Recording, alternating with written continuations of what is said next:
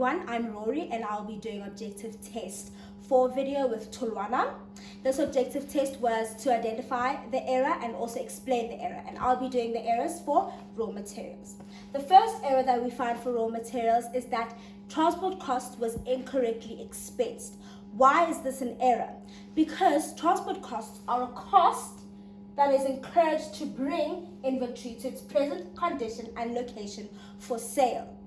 Secondly, another error was that the closing balance for raw materials was calculated using the opening balance cost per unit for raw materials. Why is this incorrect? Because they tell us in the scenario that Kaya uses the FIFO method to cost their inventory. So we had to use the closing balance cost per unit to calculate closing balance.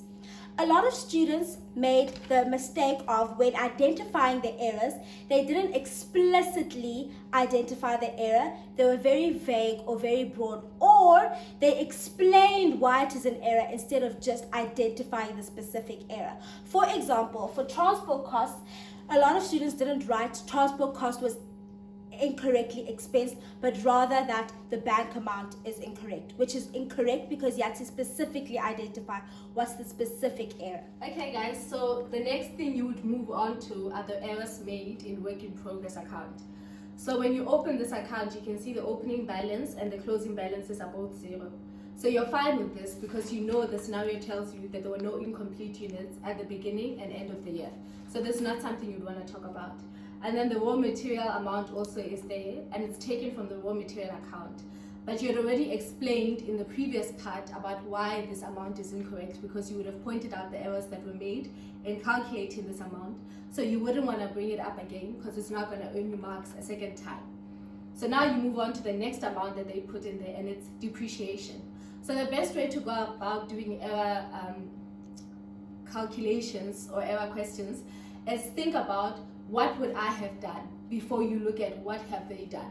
Because sometimes you can look at what they've done and start to think that you are wrong. So let's look at the depreciation amounts that they use there. So the depreciation is 300,000, but this is made up out of the 100,000 from the manufacturing machine and 200,000 from the administration building. So now, what is the error in this calculation? Well, the manufacturing machine depreciation should be allocated to work in progress. That is correct. However, this is a fixed cost. So would we put all of it in work in progress, especially considering the fact that our actual production is less than our normal production?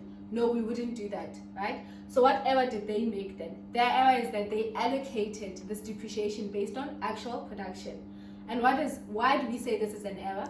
Because we know based on IAS 2, paragraph 13, that fixed costs are to be allocated using normal production or normal capacity and not actual production or actual capacity. And then the second amount is the depreciation on the admin building. So what is wrong with the depreciation on the admin building being in the work in progress account?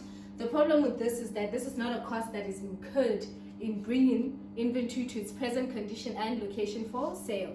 So if you have trouble trying to identify which cost to exclude from the cost of inventory, have a look at IAS 2, paragraph 16. It gives you a variety of costs that you would exclude. And administration building is included under paragraph 16C, right there. And then what is the next thing that they did? It was water and electricity. There's nothing in the scenario that leads us to believe that they treated water or electricity incorrectly. And then we looked at their fixed manufacturing overheads. When they calculated their fixed manufacturing overheads, they have note 2 down there, which shows us that they took the salaries and wages together. What is wrong with this? What is wrong with this is that wages is a variable cost, but here they're calculating fixed manufacturing overheads. So wages should not have been included in this. This is the third error. So your third error is that wages were treated as fixed manufacturing overheads, but in fact, actually, these wages are variable costs. And then, when you continue to look at note 2, in calculating their absorption rate, they used 45,000 units. But 45,000 units is actual production, but our normal production is what? Is 50,000 units.